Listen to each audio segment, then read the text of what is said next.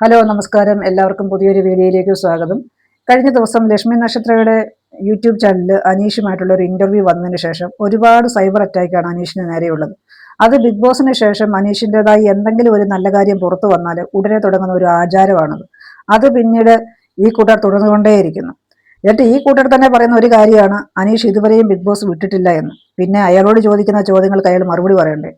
പിന്നെ big boss Aneesh വിട്ടില്ല എന്ന് പറയുന്ന ഈ കൂട്ടർ ഇപ്പോൾ പറയുന്ന ഒരു കാര്യമാണ് ഞാനിതിൽ ഫോട്ടോ ആയിട്ട് ആഡ് ചെയ്തിരിക്കുന്നത്.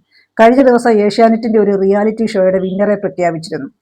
ഏഷ്യാനെറ്റിന്റെ ആ റിയാലിറ്റി ഷോയിൽ കഴിഞ്ഞ സീസണിലെ ബിഗ് ബോസ് വിന്നറും പങ്കെടുത്തിട്ടുണ്ടായിരുന്നു. അപ്പോൾ ആ ഷോയിൽ ആ വിന്നറെ പ്രഖ്യാപിച്ചപ്പോൾ കിട്ടിയ ഒരു വിന്നർക്ക് കിട്ടിയ ഒരു ആദരവും സന്തോഷവും മറ്റുള്ളവരുടെ ആഹ്ലാദ പ്രകടനങ്ങളും ഒന്നും ബിഗ് ബോസിന്റെ വിന്നർക്ക് കിട്ടിയില്ല എന്ന് പറഞ്ഞുകൊണ്ടാണ് ഇപ്പം ന്യായീകരിച്ച് മെഴുകുന്നത്. ന്യായീകരിച്ച് മെഴുകാൻ വേണ്ടിയിട്ട് പ്രത്യേകം ആളെ ഏർപ്പെടുത്തിയവർക്ക് എന്തോ ആകാൻ പറ്റുമല്ലോ.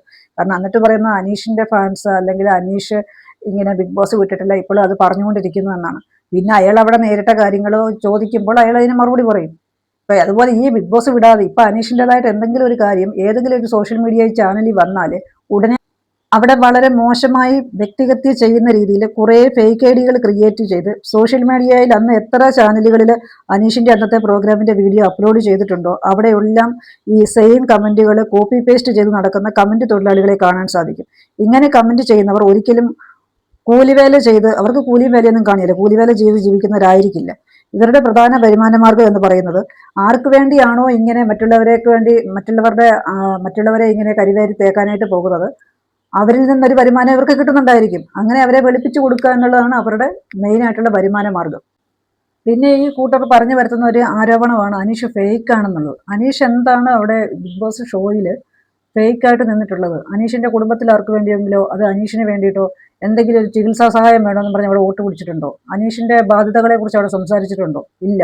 ഒരിക്കലും അങ്ങനെ പറഞ്ഞ അയാൾ പ്രേക്ഷകരെ വഞ്ചിച്ച് വോട്ട് പിടിക്കാനായിട്ട് ശ്രമിച്ചിട്ടില്ല. അയാളുടെ ഗെയിം കണ്ട് ഇഷ്ടപ്പെട്ടവർ മാത്രമേ അയാളെ വോട്ട് ചെയ്തിട്ടുള്ളൂ.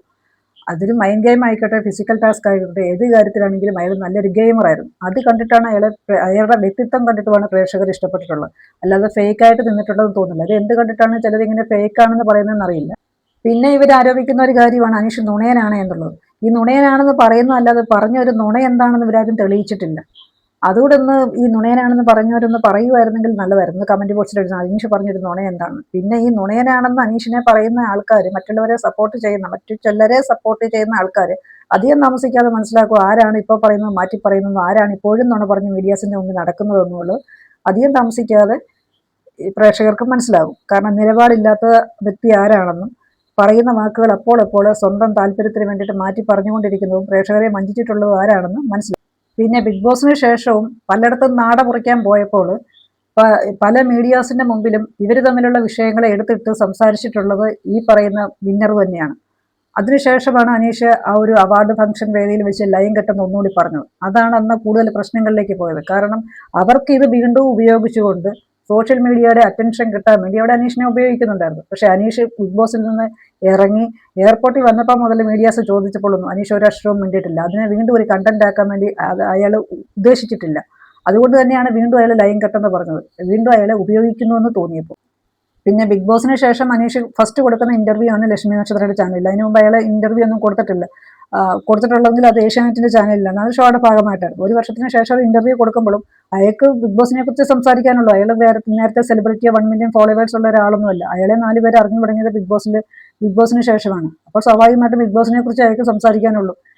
ബിഗ് ബോസിനെ കുറിച്ച് ചോദിച്ച സമയത്ത് അയാൾ ബിഗ് ബോസിലെ അനുഭവങ്ങളും കാര്യങ്ങളും പറഞ്ഞു. ബിഗ് ബോസിലെ കാര്യങ്ങൾ ചോദിച്ചതിനാണ് മറുപടി കൊടുത്തിരിക്കുന്നത്. അല്ലാതെ ഞാൻ ഇന്ന കാര്യം പറയാമെന്ന് പറഞ്ഞിട്ട് അങ്ങോട്ട് കയറി ഞാൻ കണ്ടന്റ് തരാമെന്ന് പറഞ്ഞുകൊണ്ട് ചിലർ സോഷ്യൽ മീഡിയയ്ക്ക് കണ്ടന്റ് കൊടുക്കുന്ന പോലെ അങ്ങോട്ട് കണ്ടന്റ് കൊടുത്തതല്ല.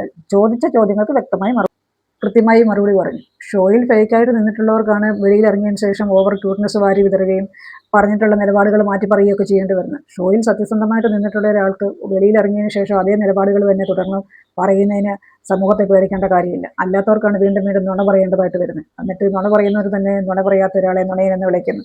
എന്തൊരു വിരോധാഭാസം അല്ലേ? അപ്പോൾ വീഡിയോ ഇഷ്ടപ്പെട്ടുവെങ്കിൽ ലൈക്ക് ചെയ്യുക, ഷെയർ ചെയ്യുക, സബ്സ്ക്രൈബ് ചെയ്യുക. എല്ലാവർക്കും നന്ദി, നമസ്കാരം.